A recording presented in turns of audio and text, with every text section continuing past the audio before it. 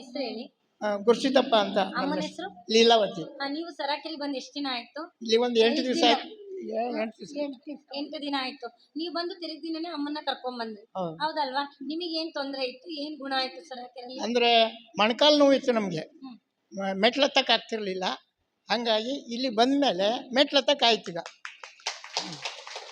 ಎಷ್ಟು ದಿನದಿಂದ ಮೆಟ್ಲು ಹತ್ತದಕ್ಕೆ ಆಗ್ತಾ ಇರ್ಲಿಲ್ಲ ನಿಮಗೆ?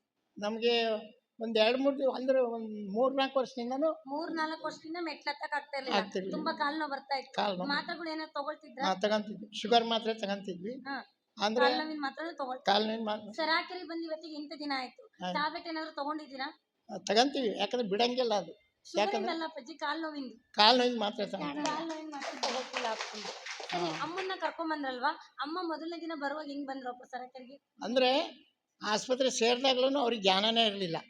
ಮಾತಾಡ್ಸಿದ್ರು, ಅವ್ರ ಅಕ್ಕ ಬಂದರೆ ತಂಗಿ ಬಂದರೆ ಗೊತ್ತೇ ಆಗ್ತಿರ್ಲಿಲ್ಲ, ಅಷ್ಟೊಂದು ಇದರಲ್ಲಿದ್ದರು. ಆಮೇಲೆ ಇಲ್ಲಿ ಕರ್ಕೊಂಬರ್ಬೇಕಾದ್ರು ನಡೆಯೋಕ್ಕೆ ಆಗ್ತಿರ್ಲಿಲ್ಲ. ನಾವು ಎಲ್ಲಿಗೆ ಬಂದಿದ್ದೀವಿ, ಯಾಕೆ ಬಂದಿದ್ದೀವಿ, ಏನು ಬಂದಿದ್ದೀವಿ ಅನ್ನೋದೇ ಗೊತ್ತಿರಲಿಲ್ಲ ಅವರಿಗೆ. ಇಲ್ಲಿ ಬಂದು ಒಂದು 2-3 ದಿವಸ ಆದಮೇಲೆ ನನಗೆ ಬೆನ್ನು ಕಮ್ಮಿ ಆಯಿತು, ಕಾಲು ನೋವು ಕಮ್ಮಿ ಆಯಿತು ಅಂತ ಹೇಳಿದ್ರು. ಆವಾಗ ಮನೇಲಿ ಮಲಗ್ಬೇಕಾದ್ರೆ ಯಾವಾಗ ನೋಡಿದ್ರು ರಾತ್ರೆಲ್ಲ ಕೂಗಾಡೋದು, ಅದೆಲ್ಲ ಮಾಡ್ತೀವಿ. ಇಲ್ಲಿಗೆ ಬಂದಮೇಲೆ ಒಂದು 2 ದಿವಸ ಬಿಟ್ಟು ಅವ್ರ ಪಾಡಿಗೆ ಅವರೇ ಬಾತ್ರೂಮ್ಗೆ ಹೋಗ್ತಾರೆ, ಬರ್ತಾರೆ, ಆರಾಮಾಗಿ ಓಡಾಡ್ತಾರೆ. ಈಗ ಆರೋಗ್ಯ ಚೆನ್ನಾಗಿದೆ. ಶುಗರ್ ಬಂದರೆ 25 ವರ್ಷ ಆಯಿತು.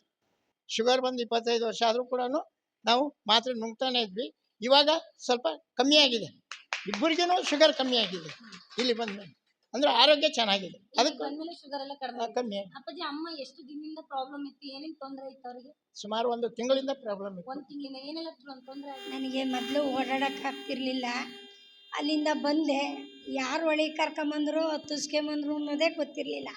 2 ದಿನ ಕುತ್ಕೊಂಡೇ ಇದ್ದೆ ಸುಮ್ಮನೆ. 3ನೇ ದಿನಕ್ಕೆ ಅನ್ನಿಸ್ತು, ದೇವ್ರಿಗೆ ಹಬ್ಬ ಮಾಡ್ತಿದ್ದೆ ಮಲಗ್ದಾಗೆಲ್ಲನ, ದೇವರೇ ನನಗೆ ಒಳ್ಳೇದು ಮಾಡಪ್ಪ, ಬಂದಿದ್ದೀನಿ, ಎಲ್ಲೋದ್ರೂ ಇದೇ ಸ್ಥಿತಿ ಮಾಡಬೇಡ ಅಂತ ಬೇಡ್ಕೊಂತಿದ್ದೆ. ಈಗ ನನಗೆ ಬೆನ್ನು ತುಂಬ ಇತ್ತು ಅಂದರೆ ತುಂಬ ಇತ್ತು, ಬೆನ್ನು ಕಮ್ಮಿ ಆಗಿದೆ, 2 ಕೈಗಳು ಕಮ್ಮಿ ಆಗಿದೆ. ಇಲ್ಲ ನನಗೆ ಯಾರು ಇಲ್ಲಿ ಕರ್ಕೊಂಬಂದಾರೆ, ಯಾಕೆ ಮಂಗಿಸಿದ್ದಾರೆ, ಮತ್ತು ಅದೇ ಆಸ್ಪತ್ರೆಗೆ ಕರ್ಕೊಂಡು ಹೋಗಿದ್ದಾರೇನೋ ಅಂತ ಭಾವನೆ ಹುಟ್ಟೋದು ನನಗೆ. ಅವ್ರಿಗೆ ಕೈಕಾಲು ಕಟ್ಟಾಕಿರ ಅಂತಿದ್ದೆ, ಕೂಗಾಡ್ತಿದ್ದೆ. ಆಮೇಲೆ ನನಗಿಲ್ಲಿ